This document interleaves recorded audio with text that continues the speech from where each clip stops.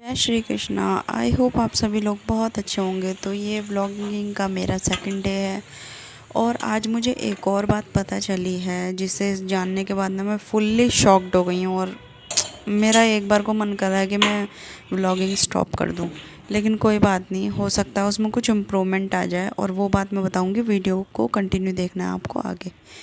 तो बच्चा आ गया था मेरे स्कूल से और ये उसके बाद का ही वीडियो है। जब मैं इसे स्कूल से लेके आई थी तबीयत बहुत ज़्यादा ख़राब हो गई थी, तो मैंने सोचा कि इसे मैं खाना खिला के सुला देती हूँ। थोड़ा सा रेस्ट मिलेगा ना तो और अच्छा हो जाएगा, क्योंकि बच्चों के ऊपर ना एग्ज़ाम के टाइम या फिर यूनिट टेस्ट कंटिन्यू होते हैं तो उसमें प्रेशर बिल्डअप होता है।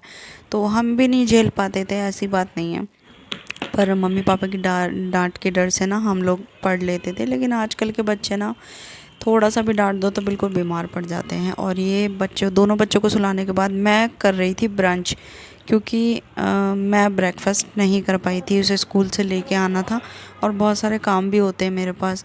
और ये मैं अपने छोटे बेबी को खिला रही थी थोड़ी देर के लिए, और मैं भूल गई थी कि मुझे फ़ोन किस एंगल में पकड़ना है।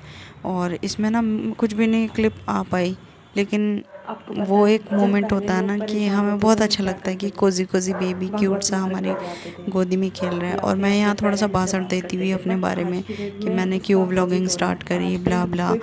मुझे पता है कि वही सेम चीज़ सुन के ना इंसान इरिटेट हो जाता है, लेकिन मैंने सोचा ओह मैं वैसे भी वॉइस ओवर तो करूँगी। पता नहीं यार, आप लोगों को अगर पता हो तो मुझे बताना कि वॉइस ओवर के साथ साथ एक ना साइड में म्यूज़िक बजता है, वो अगर हम लगाएंगे तो कॉपीराइट आएगा या नहीं आएगा।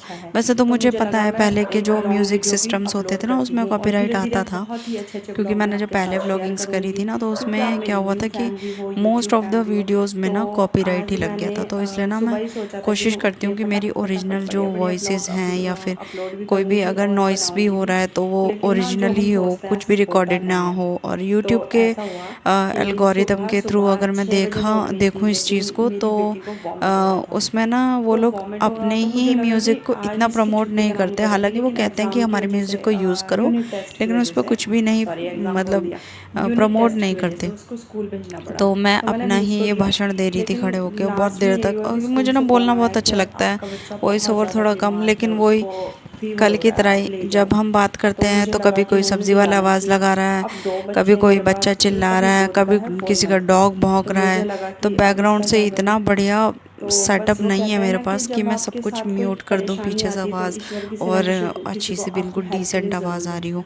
तो वॉइस ओवर करती हूँ तो वही एक वॉइस ओवर में ही क्लियर आवाज़ आ पाती है। उसमें भी ऑप्शन होता है कि मैं दूसरे रूम में जाके बैठ के वॉइस ओवर करूँगी तो वॉइस ओवर बहुत अच्छा होगा, अदरवाइज़ वॉइस ओवर ऐसे ही होगा।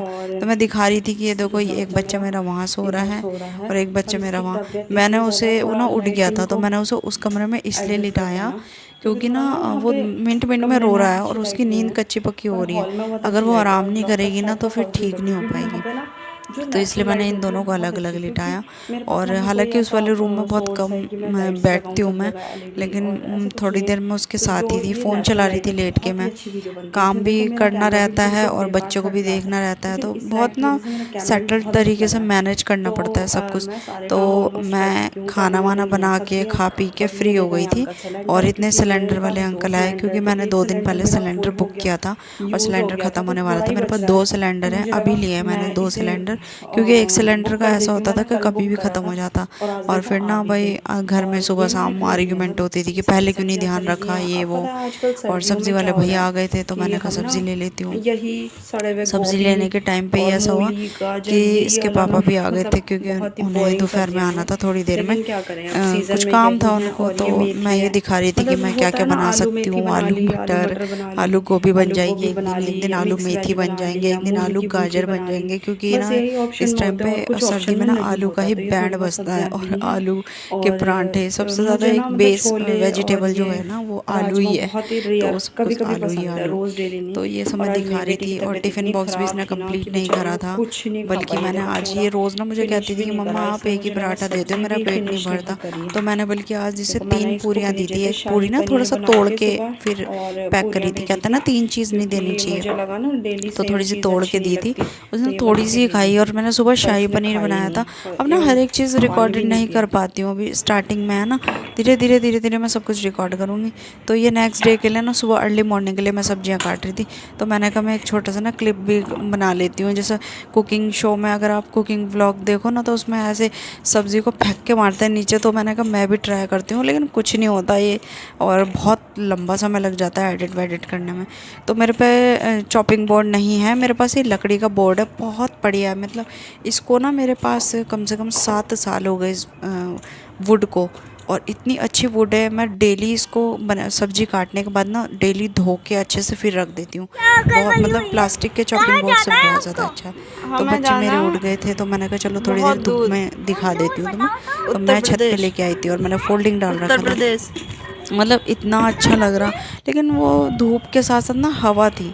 और ये मैं बच्चे के साथ लेके आई थी। ये कहते हैं ना, बच्चे को अकेले नहीं लेके जाते छत पे, नाइफ वगैरह। और ये देखो, ये मेरे घर के बाहर का व्यू है। ये मैं दिखा रही थी कि मेट्रो बिल्कुल बढ़िया बन गई है। और इधर ना, उधर की तरफ 2-4 लोग खड़े थे, तो मैंने कैमरा घुमाया नहीं, नहीं तो ये होता भाई हमारी वीडियो क्यों बना रही है, होता ना बहुत से लोगों को ऑब्जेक्शन।